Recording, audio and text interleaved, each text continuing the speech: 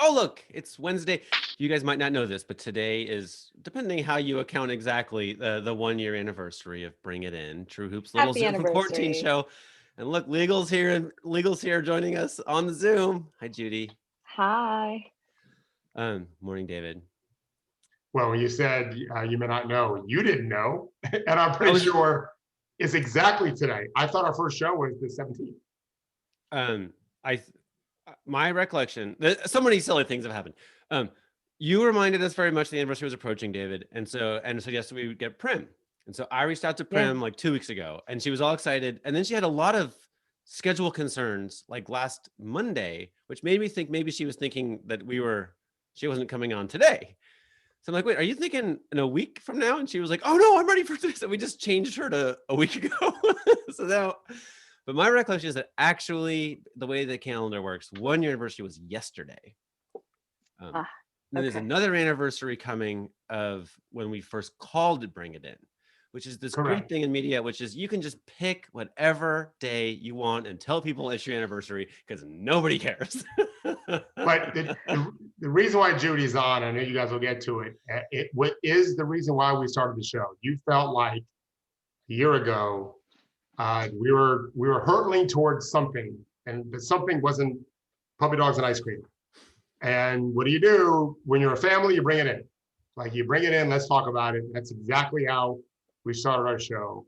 And last night, with some really terrible things happened. And we're here, as we are 3 days a week, bringing it in, talking about it. So Judy's here. Jeremy Lin talked to the New York Times, Mark Stein. Actually, it was online, I think, yesterday, but he mentions a lot of important things. And he talked about being called coronavirus on the court in the G League. And actually, I was excited to see that he said that he felt like the G League, he said, I felt like it was handled the best way. Yeah. That's cool. So that was in today's New York Times. Also in today's New York Times, multiple murders of Asian people, apparently racially motivated, at spas. And then I also in today's New York Times was the intelligence report on foreign election interference, which mostly let China off the hook. And then it seemed important to me that John Ratcliffe, Donald Trump's appointee of national intelligence, was like, oh no, like we must blame China. And there just seems like this impulse to blame Asians, which Jeremy Lin has talked about eloquently, is something Judy and I've talked about a lot. And Judy's here because she's lived it the last year. Judy, take the floor, please. Yeah, I woke up this morning to that article too, and I immediately sent it to my husband, and there was a lot of like, oh my gosh, we're planning on going to New York to spend a couple of days. We haven't, we live just outside the city, but we haven't been in about a year. And my mom, who watches a lot of news, was begging me not to go because she sees on the news every day that another Asian person has been spat on the subways or stabbed or poured acid on. And I grew up in America. I grew up with racism, but the flavor of racism that I have grown accustomed to is the kind that is not violent, the kind that is like just ignorance, or sometimes it's aggressive, sometimes it's like some chings and chongs and comments like that. But I think it's the first time in my life, and as a parent, it feels all the more visceral that I have fear. I have fear walking around. I have fear. I have to like make judgment calls about how I'm going to like navigate the day because of the way that I look. And I worry about our kids. I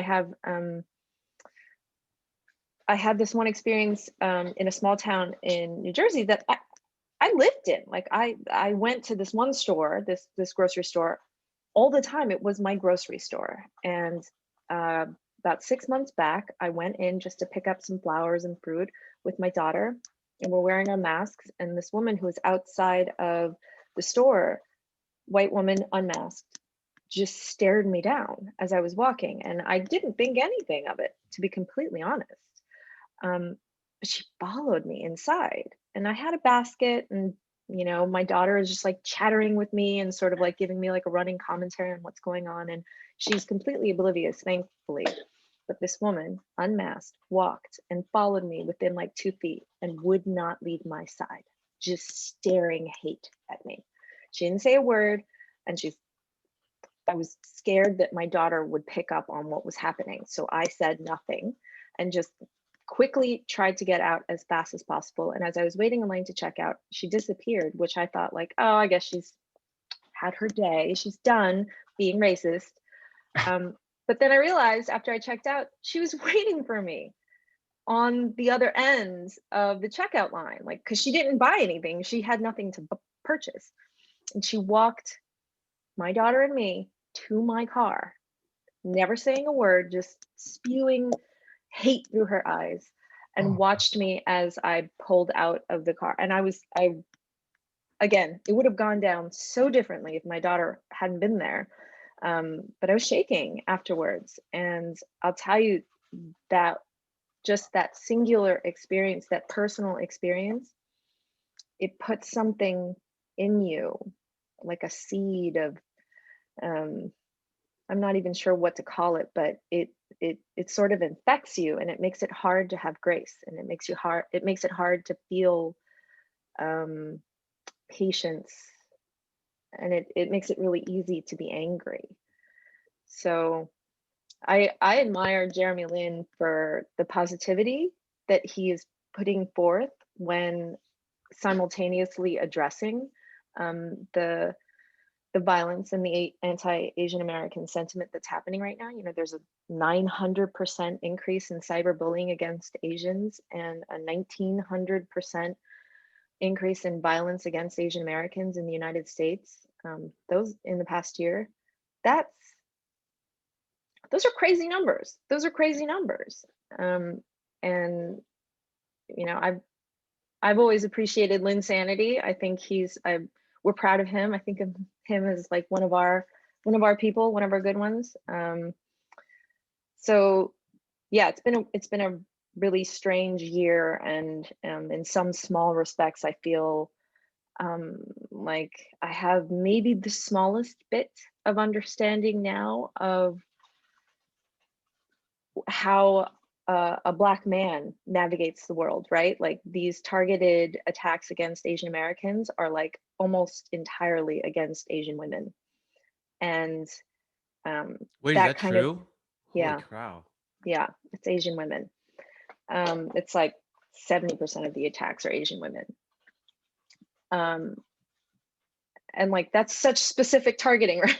That's just such specific targeting that it makes you feel like, it makes you feel vulnerable every day, every minute of every day. Yeah. I had this like in January 2020, you and I were in San Francisco because we're part of the Information's Accelerator program. Yeah. It was the last time I got on a plane, right? Like, last time you got on a plane. That's right. Yeah. And this little moment happened, which to you was like, oh, that crap happens all the time. And to me, I was like, what? But Yeah. I guess the coronavirus was in the news as something that was happening in China in January. I think I'm right about this. Yeah. And you were very attuned to it. There was a white guy on the street, and he was muttering something to an Asian woman, and you got in between them so that she would feel safer. And Yeah. I felt like he said the word virus, and then basically I was like, what happened there? And then you had to explain it to me. But anyway, can you tell us about that? Yeah. I mean, so I'm very sensitive to the fact that the origin of, even back in January of 2020, like, I was very aware of the fact that this was a virus that was derived from somewhere in Asia, because I know that, like, it's really easy to be racist, and it's really easy to like try to find an easy target to blame. So I was like on high alert about that just in general. And as we were walking down the street, I heard a man shouting. I heard chink before I saw anything else. And when I looked, it was a white man accosting an Asian woman. And I couldn't quite make out all the other things, but virus came out as well. And again, I was across the street. So I saw that this woman was by herself. So I crossed the street to just put some, another body in between. Dude, just to be clear, everyone listen, like Judy was a fucking superhero. It was like super quick and easy. And like, I was super confused what was happening. We're just like, oh yeah, like Judy just saved everybody. Like it was totally awesome. Well, even before I got in there, like the guy realized that like someone was paying attention to him and then like turned around and walked away. And actually, it just confirms that like these people are feeling empowered because they're encountering like a vulnerable entity, right? Like a solo person or an elderly person. And so like interfering in that moment it doesn't require very much. It doesn't require a lot of bravery. It just requires like just being physically there and aware of what's going on. There's an organization called Stop AAPI Hate, stopaapi-hate.com, Asian American Pacific Islander. And they're like a watchdog that has been like recording incidents as they're reported. And it's also a vehicle for people to like figure out how to report the violence. And they have on their website, which I would recommend you check out, a bunch of like recommended things that you can do as a person who is maybe potentially a bystander. But even in that moment, I think, Henry, you'll recall I was sort of like, yeah, it's gonna happen. It's like not a big surprise. Like, yeah, I felt very like casual about it because it was still of the same flavor of racism that I had grown up with. So I felt kind of comfortable with it. It's different. What is happening now is different, and it feels different, and I think the thing that I worry about the most is like I think it is impacting the way that I live my life, and it is impacting the way that I think and the way that I walk this world, and I hate that. I don't like that at all.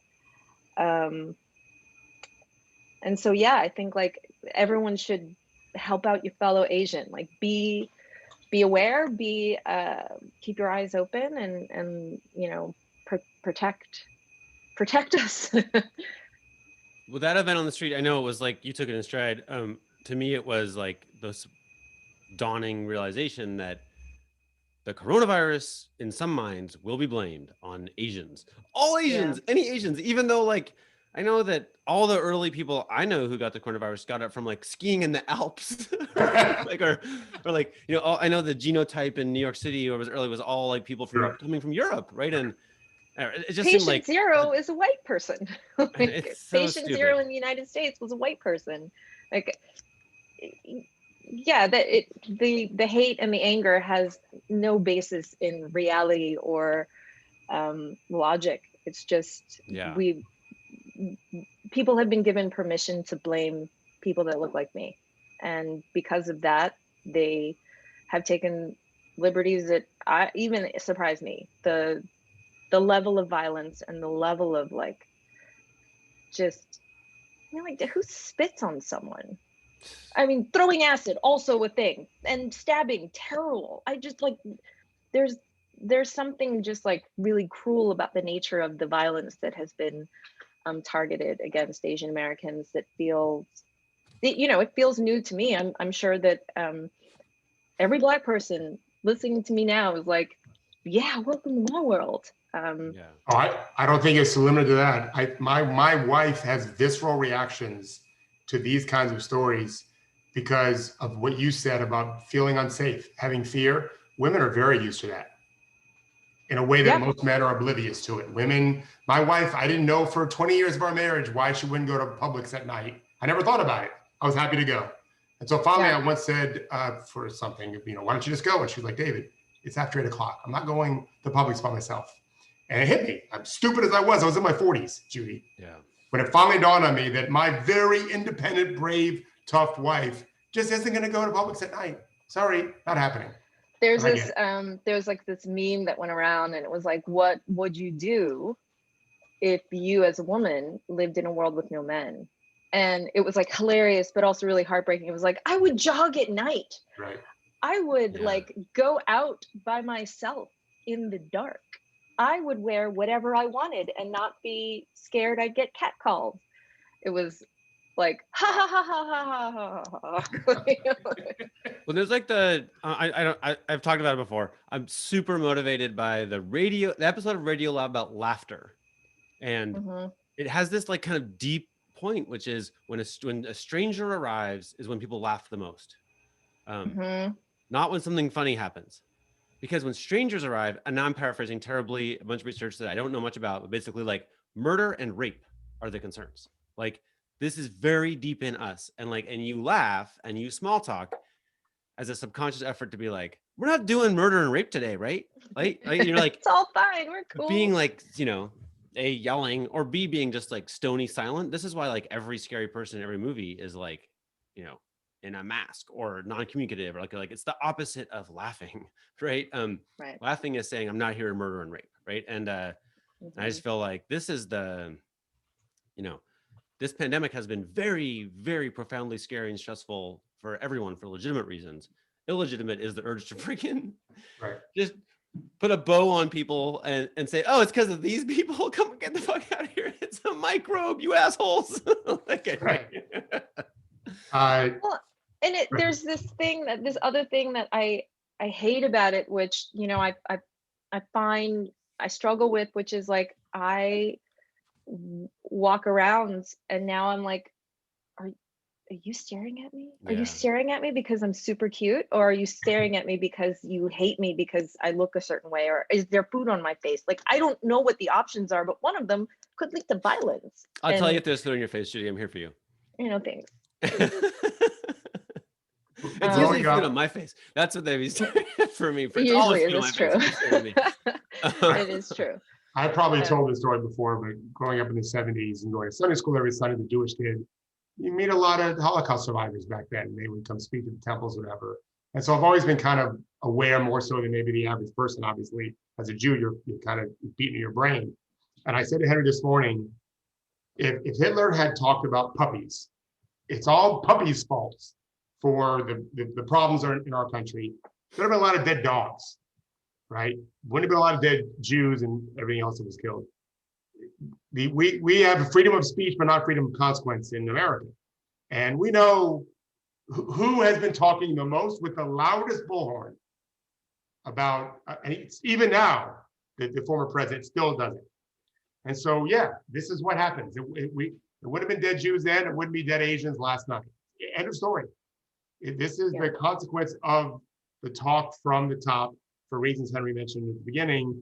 We and I talked this morning too, just about the fear part of it. Like, it has to be someone else's fault. And he tried it with the migrant caravans in the midterm elections. The Visigoths coming to the gates. This is their language in order to stay in power. This is their language, and these are the consequences. And so I'm really thankful, Judy, you said what you said, almost laughingly, about help us, protect us, because that's my instinct. Is I can't do much. I can do what I can. But I know this, I can get people feeling safer on me when they're around me. That's for sure. I'll be doing that. What Judy did on the street, David, we lost you for a second, but Judy told the story about this incident on the street in San Francisco. But making it complicated to be a bully is very effective against bullying, right? Yeah. Like, being a little mouthy, being another person, it's awesome. Awesome job. I mean, I did in college. I did in college. There was one black woman who was a little sister of my fraternity, and I was her big brother. No surprise. And I didn't recruit her. I didn't think about being a big brother to anyone. Clearly, she was coupled around me enough anyway, where it became obvious she wanted me to be there for her, and I was happy to do it. This is what we have to do. Those of us that can need to do it. There was I went to NYU in the early 90s, and there was like street fights, man. Like like people bloody, like stuff happened. There were weapons. Like it was bad. What? And I'm telling, I was from Oregon, and I was 17, and I was like, what the actual fuck is going on here? I was like, I don't even, it's just so out of my element, right? But I think every time like somebody jumped in, and it would usually be like an 85-pound, 65-year-old woman who would be like, you stop that right now. And the whole circle, in the semicircle, everyone's like, oh, he got all of that one, right? And then she goes out there and like you can set your watch. Like we're 10 seconds from over now, right? Like people are running away, the cops are coming, but like it just takes somebody intervening, and then the whole mood shifts. And like, and actually occasionally it's been my wife. But I think there's and this is in studies too, but if there's like a voice that's like, absolutely not, don't do that, blah, blah, blah, like it does do, like, and Judy did it in San Francisco, and that's awesome. Can I just ask, who was fighting in NYU all the time? Well, there's no campus. Right. It's New York fucking city, right? It wasn't necessarily students. Yeah, I've been at NYU a lot. It was just people. Yeah. So it's like, one of the most memorable ones was somebody tried to steal somebody's car, and the guy whose car it was came out of the building, and next thing you know, he's holding him by the belt and the back of his shirt, and he's cramming his head into the side of the building, and there's blood like you wouldn't believe.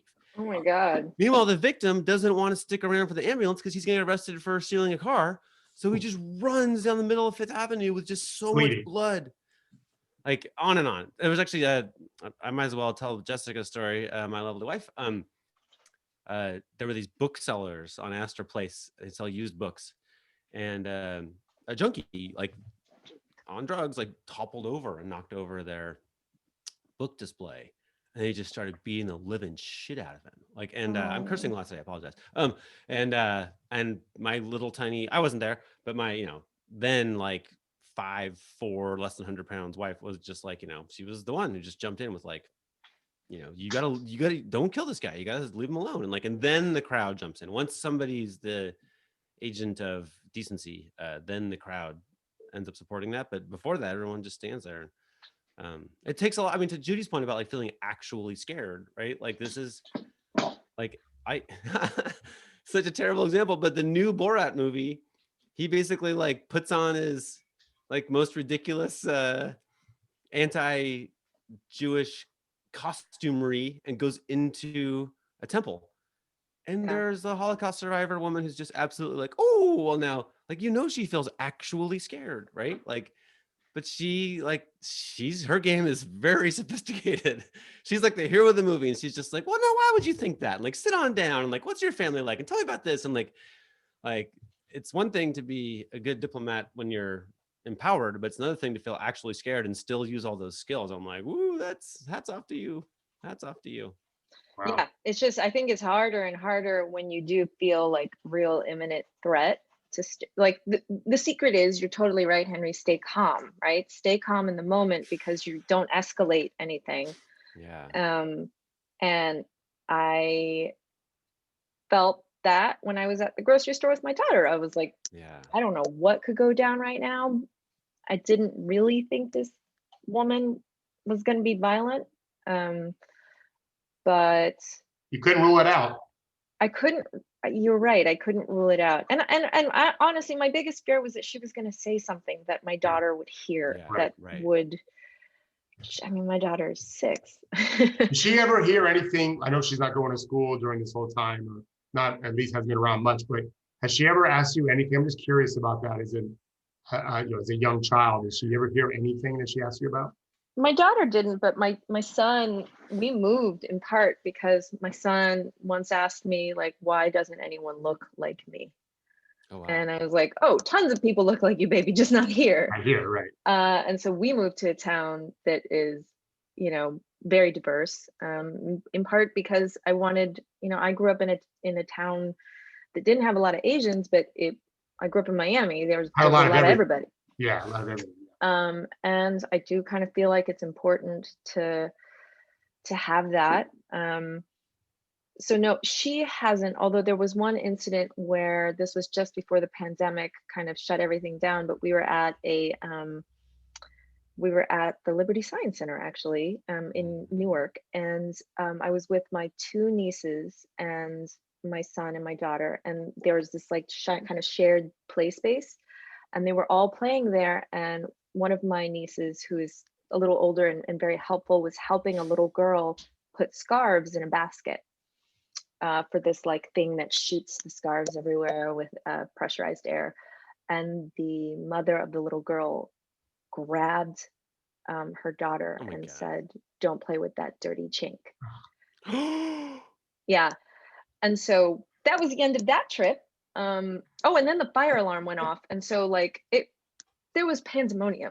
But my daughter didn't hear it. My niece was like, why did she say that? Like, I don't understand. And it was a very, you know, that kind of racism, I knew I would raise my children in. Like, that is what I think of as just sort of a part of like being in a society that like has racism kind of interwoven into its thread. And that's like Because almost literally in the shadow of the Statue of Liberty. yeah, no, it is literally in the shadow of the Statue of Liberty. But you know, racism is as old as America is, and there's a part of being looking this way in America that will always be, or at least in my lifetime, maybe, I hope not, but will always be a factor in how people see me. And some of them will think of it negatively. I cannot emphasize though how different it is to hear that, which is one thing, and to hear stories about people getting spat on and people being blamed for a virus. Judy, I'm sure you've played it back in your head 1,000 times, that moment at Liberty Science Center, and you've thought up now of the thing you wish you'd said then.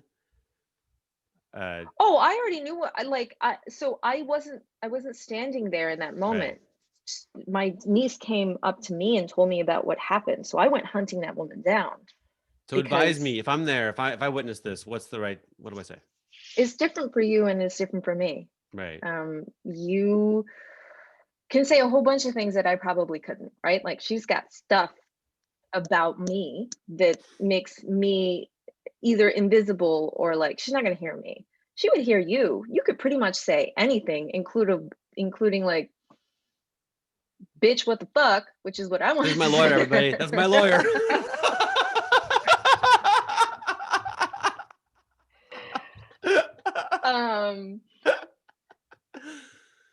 But like, you know, what's the point, right? Like, I wanted her to see was an apology. So I went looking for that woman because I was going to drag her over to my niece and make her apologize. Mm-hmm. And then I was maybe going to like possibly bring a lawsuit against her. Like, I'm ready for that. Mm-hmm. I couldn't find her. We couldn't find her. And I didn't want, you know, then the fire alarm rang and we had to get out. But there's a number of things you could say. White people who walk the world say all kinds of things to other white people about this. I mean, I hear you, like I do, and I have that impulse, but like, but the goal is for your niece to feel safe in the world. And if I go get a fist fight, it doesn't help the goal, right?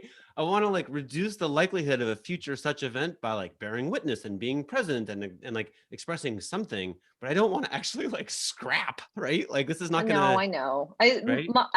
I'm you know, I live in Fight Town, Fight Island, or whatever it was. I'm like, let's fight.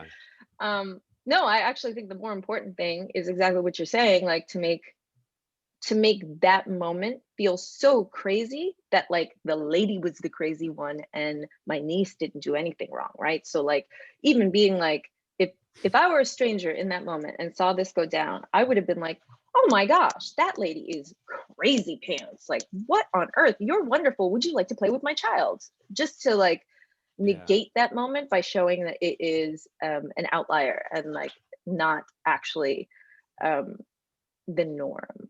To make her feel like there was nothing wrong with her, because, you know, then you know, she had questions about why they called her dirty. She bathes every day, and you know, it caused some thought processing on her part that I don't think will go away forever.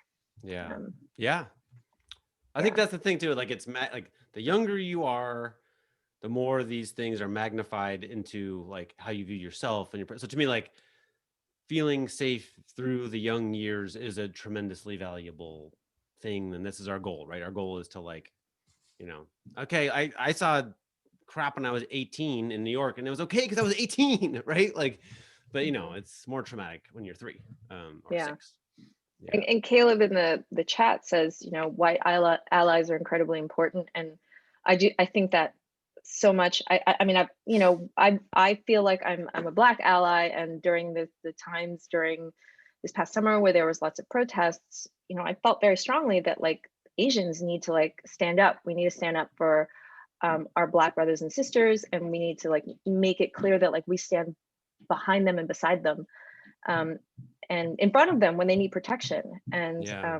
I was just having conversations with friends of ours about just feeling like there's all these conversations about what's the most productive way to deal with racists, and it's like, is it anger and violence, or is it like kindness? And it's like, well, yeah, but like people who are experiencing the racism, they're spending a lot of emotional energy already just dealing with the fact that the racism is happening to them. And so like we're tired, right? Like if anyone is going to be kind and like willing to like hold the hand of the racist and walk them to a place of like mental clarity, it's a lot to ask for the people experiencing the racism. So like that could be the role of the white ally, is Right. to have that job, because it's really exhausting being the subject of the racism and the violence. Occasionally I'll see something that seems maybe racist, and some awesome person knows how to handle it, has the right words at the right time, right? To be like I'm just imagining you in the grocery store with your daughter saying like, hey, why are you standing so close? Or like there's a way to kind of like, that I'm not good at. I'm more likely to just yell at the person, but there's a way to kind of investigate the situation, shine a light on it without actually creating something that's going to traumatize your daughter. Like I sometimes see people doing this and I'm like, it's amazing. I revere that. I wish I were like had I mean, I think diplomacy training or something.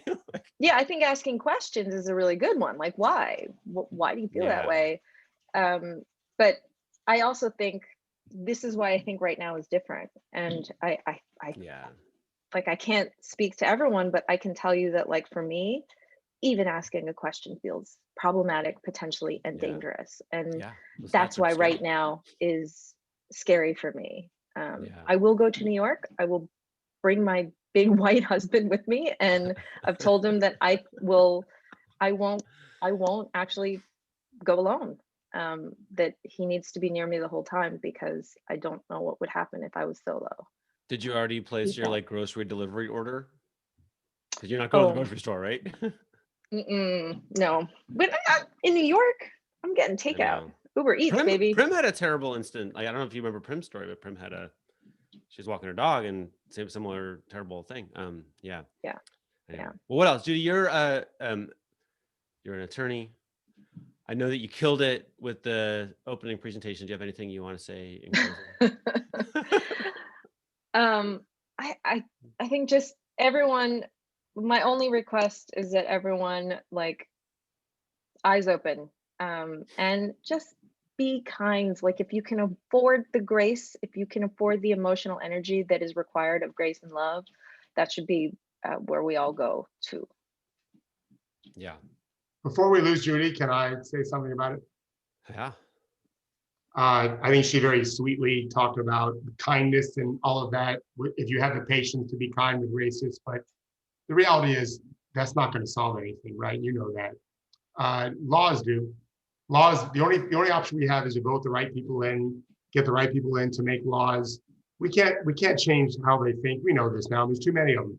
The one thing about Trump is it's given us a really clear window into how millions and millions, tens of millions of Americans think.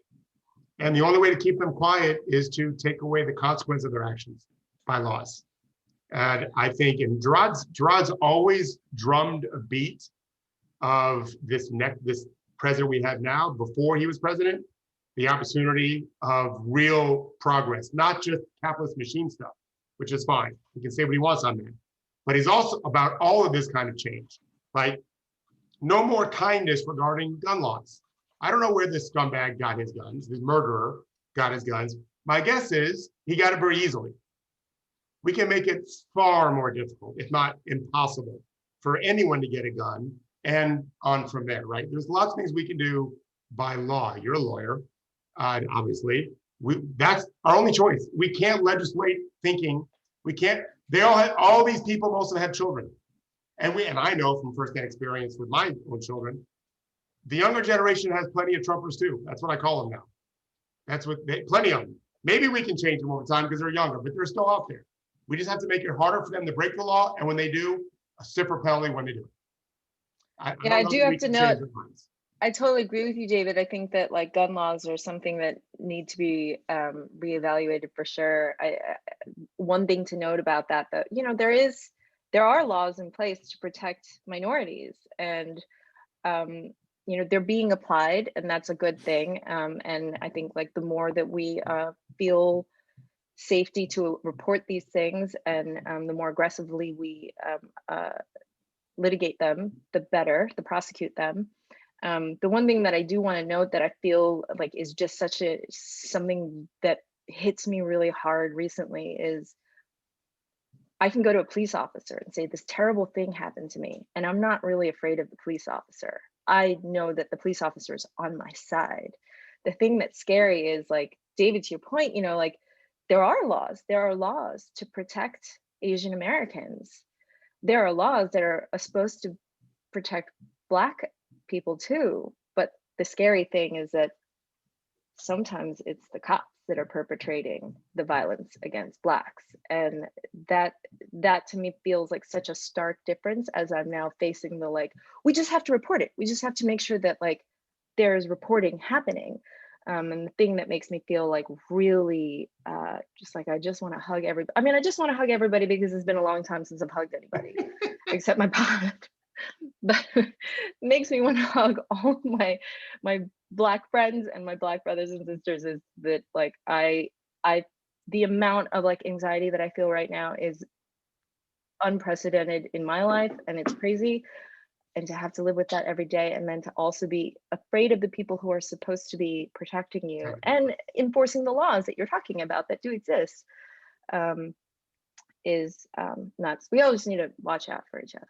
And you know what the model of this is actually is occurs to me after 9/11, Islam in America endured a similar you know, it's just in our family are some Iraqi Americans, and it was just like, you know, so stupid.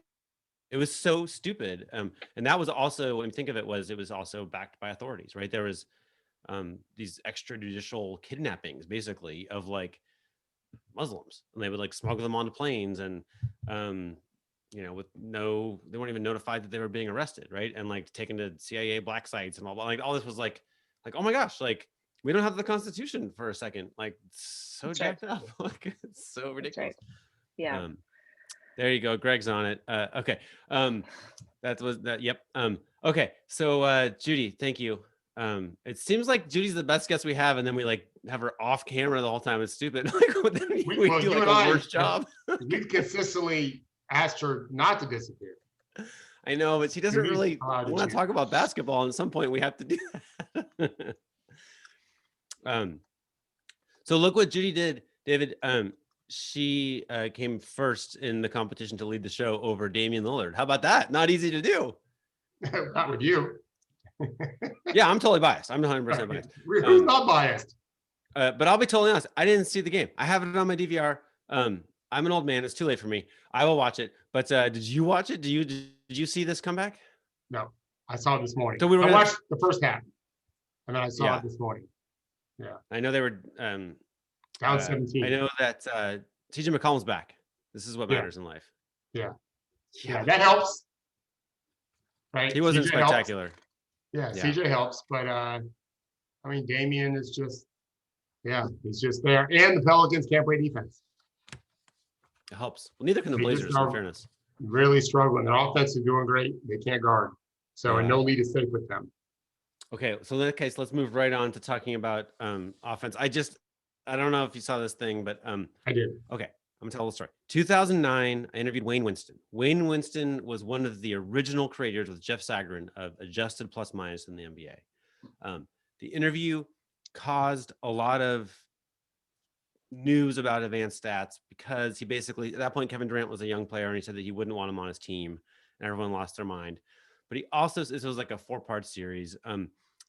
And Wayne Winston, by the way, important because he won Jeopardy twice and won several years supply of I Can't Believe It's Not Butter, which just cracks me. Not about that. Yeah. You always say that, I always forget it. My favorite I have his part. book right up there. His book was great.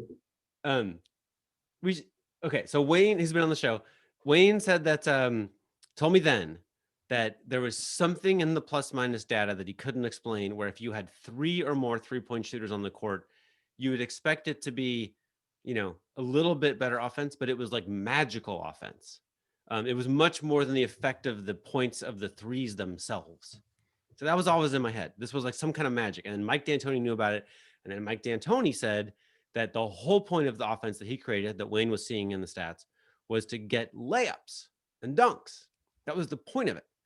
And so now this guy on the F5, which is a really good Substack newsletter with some geeky basketball stuff, he published a chart today that, for me, finally shows what. Okay, look at this. Look at this, people. So right now, this year, the NBA has like 8 teams are liable to have the most efficient offense in NBA history this year. Amazing, right? But the big change, so if you look at this chart, I guess I can't quite, so the blue line is 3-point percentage, is like a little more efficient. The yellow line is 2-point percentage. So what's happening now is teams are shooting way more threes, and 2-point percentage is skyrocketing, which is making offenses way better. This is the magic Wayne was seeing. Like true shooting percentage is that black line. That's where all the records are being set. So to me, this is like the offense is changing in a way that's creating space, and the space is being used for dunks and layups. And the players who are setting the record for true shooting percentage, which is of course 3-pointers, 2-pointers, and free throws all together in one number. The players setting the records are big men. And they're all the highest percentage of all time are happening right now from big men, which is interesting. Anyway, so David, this is the chart I've been waiting for 11 years, 12 years. I'm excited that you're here for this moment. Uh-oh, is David frozen? He's frozen so perfectly. I don't even want to kick him off, Henry. That's amazing. He's like a statue of David. Okay, look, he's just bye, quiet David. time. He's thinking really hard about this. He's also excited. Yeah. Okay, so Judy, let's talk about true shooting percentage. Okay, tell me everything I need to know. Actually, can Gerard join us too? Yeah, absolutely. Gerard's just making a video about this very thing right now. Oh, are you available? Exciting. There he is. Oh, he just kicked it. You can't give away the sauce, Henry. Come on, you gotta. What's your take when you see that chart, though? Intriguing, interesting. Coach is back. He's not. David's back. It's a miracle I'm back because my thing's showing red. The problems are on the street, not mine. Spectrum's working on it. That's all I can tell you. They work on it around the clock. Everybody else blames the street. They blamed the street. I didn't. I was very sweet about it. But it's blinking red. It's a miracle that it's on. It's like the Maccabees of Hanukkah. I don't know why I'm on. Go ahead, Gerard. Well, it's we of course know the value, right, of the 3 in terms of points and how much it's worth more than 2. But something, to piggyback on what Henry said, video coming out soon, the most valuable piece of real estate is the one right around the rim, right? That is the easiest shot to score. Like if I'm whatever tall and I just can bring the ball up and put it directly into the hoop, that is high value, right? So it's not surprising then that big men are the ones who are setting records, because with all this spacing that the Reeds are creating, right, there's a huge space to cover between 3-point line and paint, right? And if I'm a huge dude and it's in there, no one can get back there in time to stop me from getting in there, right? So that's a big thing and a win. We like that. So just to further the point, the goal is the uncontested dunk. Can we agree on that? Yes. Single most efficient play in basketball, even more so than well, fouling some 3-point shooters would be better because they'll make more than 2 free throws per 3. And so, yeah, guarding the post player, unless his name's Joel Embiid, you're not going to get such an efficient shot because they're guarded, right? And back in the 80s, the defense wasn't as good as people think. Nowadays, people really understand how to guard people. Advanced scouting, we know what they want to turn to, what their counter is, whatever.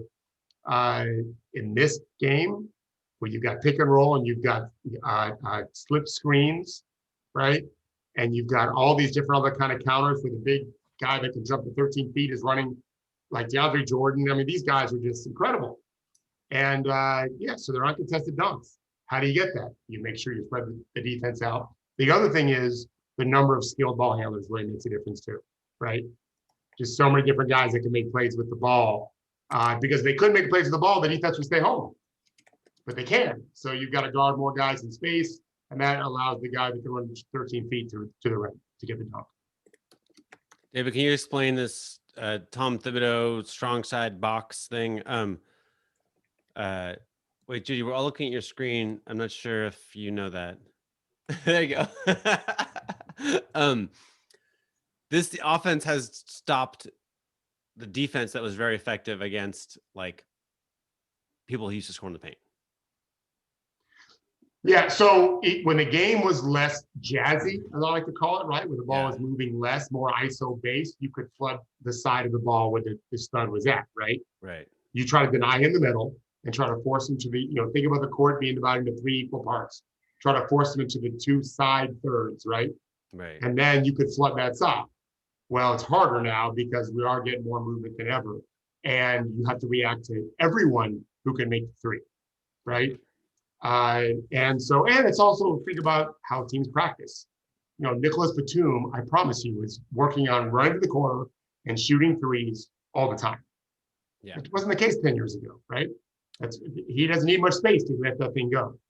So you can't just flood ball side because they're going to work it second side, then back to the first side again, which we call the third side. So like Amari Stoudemire, so when Mike D'Antoni says he's trying to get layups and dunks, like he's thinking about Amari Stoudemire, who against on a different roster when he was moving with the ball toward the hoop would have had his man, everybody else's man, right? It would have been like very crowded at the rim, right? But because there's Joe Johnson over there and that, like the defenders are out of the paint. Now this is, I think what we're seeing is basically the Amari Stoudemire's of the world are like loving it now, right? Like this is like the threes aren't just effective for the threes, but they're effective for the Amari Stoudemire's. Right. What I used to always say about Amari, who grew up in this area, so I followed him since he was in high school.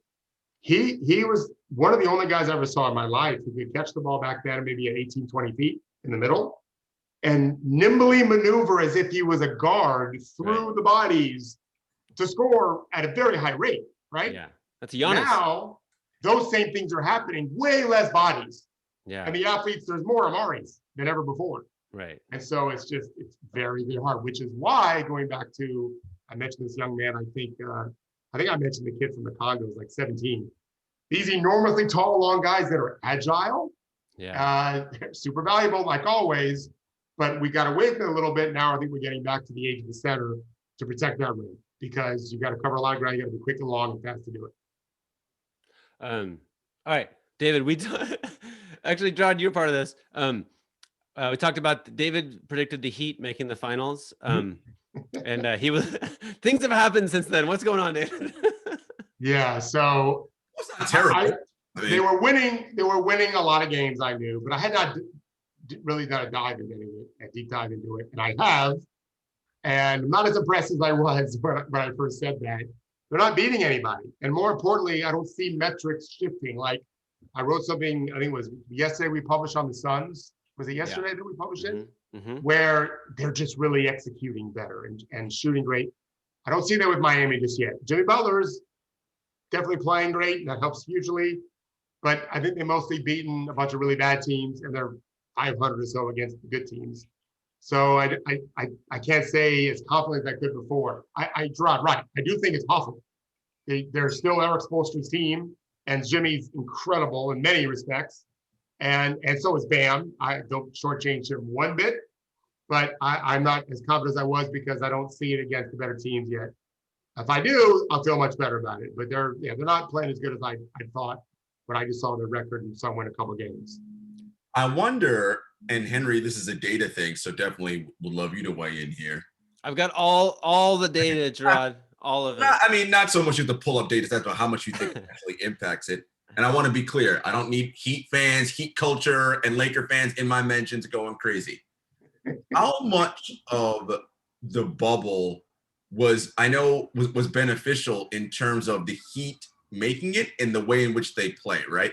They play a very aggressive and we go all out, and that's our style. And not having to travel, which we know screws up your rest and all those things, but being stationary in one place for 3 months, right, took off a lot of the wear and tear. How much of that's going to have any impact now when we go into this postseason where there's no more of that, right? Now it's all the travel and it's the every other and it's all this back and forth. Like, are we seeing that have an effect on a team like the Heat, right? Whereas the bubble, hey, we're good. We're staying right here. We're not going to go. Even for them, they were in Miami. So they travel from Miami to Orlando's an hour, 2 hours? I don't know. 3.5 hour drive. Yeah. 20-minute flight. Yeah.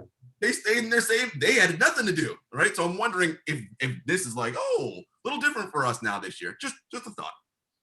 I have a thought. It's Henry's line, actually. Oh, good. Henry, I think you wrote, I'm sure we talked about this, I'm bringing it in, Gerard, but I think Henry wrote something about who's going to handle the pandemic break the best. LeBron, OCD LeBron, right? The Lakers, tight ship. Clippers, woo, go wherever they want. I'm taking some time off, right? We have a long way to go. I mean, Miami is a tight ship, right? In that bubble, super valuable. Bring it in, right? They were great at that. That is not the case now. It's not quite the same. And also, it's hard to do it for a long period of time. Yeah. But in that, so Jeremy Lin's fresh out of a bubble, and in that same interview with Mark, he talks about like he knows where every scuff on the wall is after 43 days in his hotel room, right? Like, it's not a strong person or a weak person. It's a particular kind of mentality where that doesn't depress the living crap out of you, right?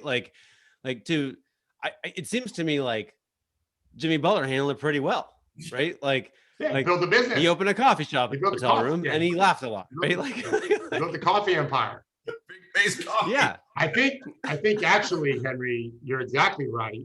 And I was talking to my son just last night. They all have their own room in the bubble in Indianapolis. Yeah. And it's great, very cool. I mean, not so cool anymore. They travel enough.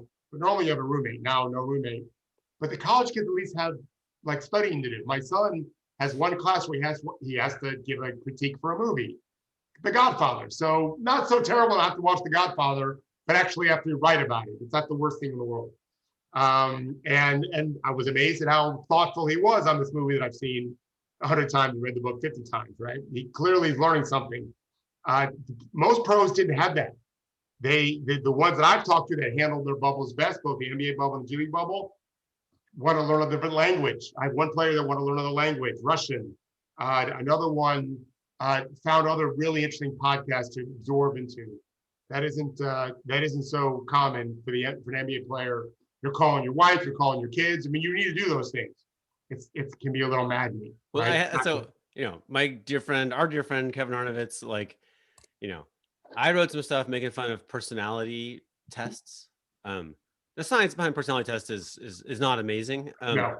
And basically Kevin's like, yeah, I hear you on all that, but you're an ENTJ and I'm an INTJ. Or I'm like, I have no idea what he's talking about. But Kevin, we would go places together a lot, like, the finals, a game, whatever.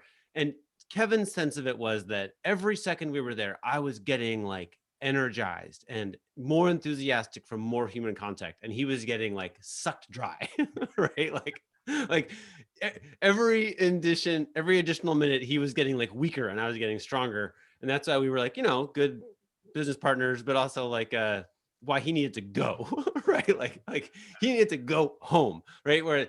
So for Kevin, these 43 days in a hotel room is like, well, how's the coffee? Right. What kind of, what's the food like? Like, he's just like, maybe it's fine, right? Whereas I'm like, hour 36, I might not survive. Listen, he's the type, I believe one of his vacations was going by himself to Addis Ababa. Yeah. Right? Like that's him. And there's some NBA players who like you said with Jimmy Butler, really handled that great. Yeah, some people find. So to Yeah. Gerard's point, this year, like, so last year we sorted for that, right? Those are the people who This got a is a 10% different thing, bump, right? right?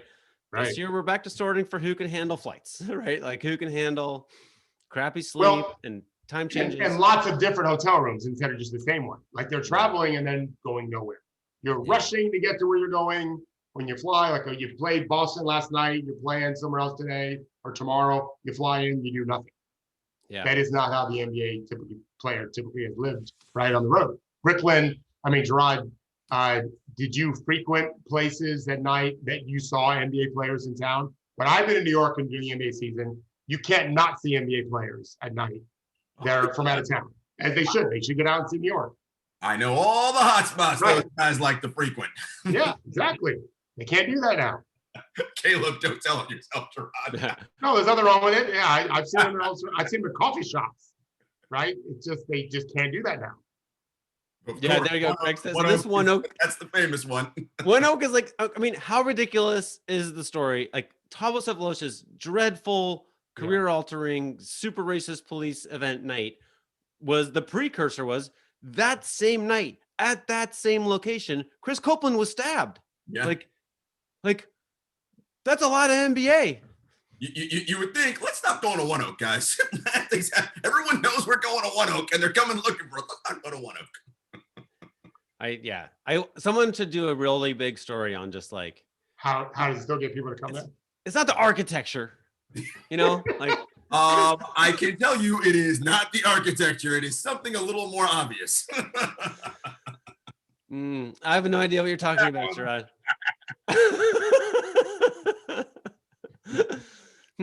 Awkward transition. We have 4 minutes left. I wanted to draw to speak to one quick thing, just based on what Judy was saying. You may have seen the news that I think the first two guys arrested that were the Proud Boys had plenty of run-ins with the law, and nothing ever happened.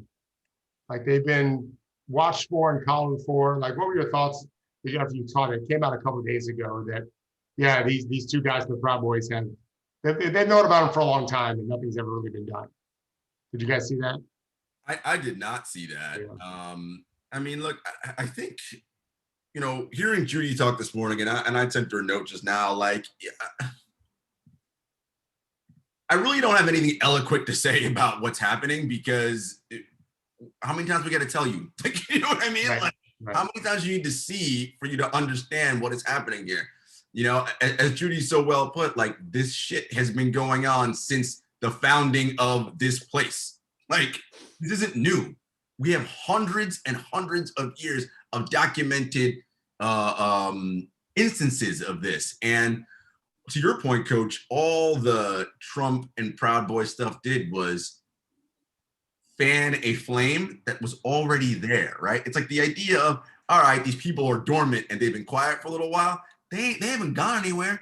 And what makes it so hard, as Judy mentioned, it's interwoven, right? You can't imagine that because of the hundreds and hundreds of years of what's been going on in terms of racism, that the people who in fact feel those things aren't in law enforcement, aren't in action, law creation. Like, they're everywhere, right? It's tentacles. So unless you literally blow this whole thing up, like, how are you fixing it? Because it's everywhere. It's literally everywhere. Of course it is. I can't ignore, though, that the Internet Research Agency strategy was to take every little division that existed between Americans and inflame both sides of it, right?